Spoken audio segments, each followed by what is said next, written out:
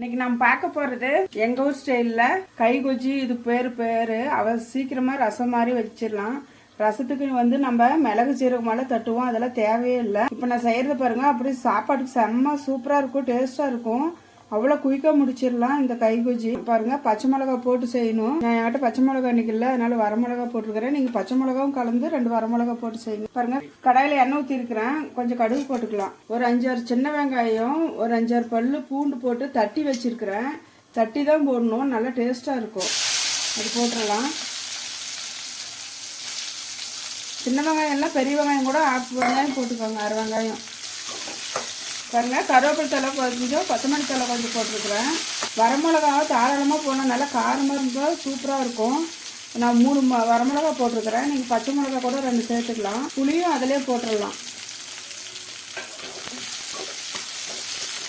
புளி ஒரு lemon size அளவுக்கு இருந்தால் போதும்.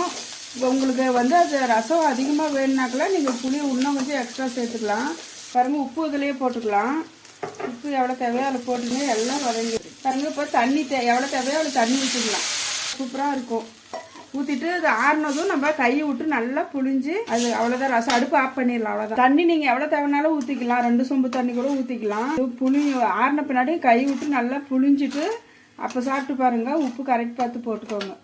பாருங்க, கம்ப்ளீட்டாக ஆறிடுச்சு. இப்போ நம்ம கை போட்டு நல்லா இப்படி பிணைஞ்சு கொடுத்துக்கலாம். எல்லாம் ஒட்டுக்கா சேர்த்து பிணையும் போது செம்ம டேஸ்டா இருக்கும். இது ஒரு டைம் செஞ்சு சாப்பிட்டு பாருங்க, 1 நிமிஷம் கூட ஆகாது தாளிக்கிறதுக்கு. இதெல்லாம் சேர்த்து பிணைறதுல, இப்படி பிணைறதுல தான் டேஸ்டே இருக்கும். எல்லாம் சேர்த்து பிணைஞ்சிட்டு சாப்பாட்டில் ஊற்றி சாப்பிட்டு பாருங்க, செம்ம டேஸ்டா இருக்கும்.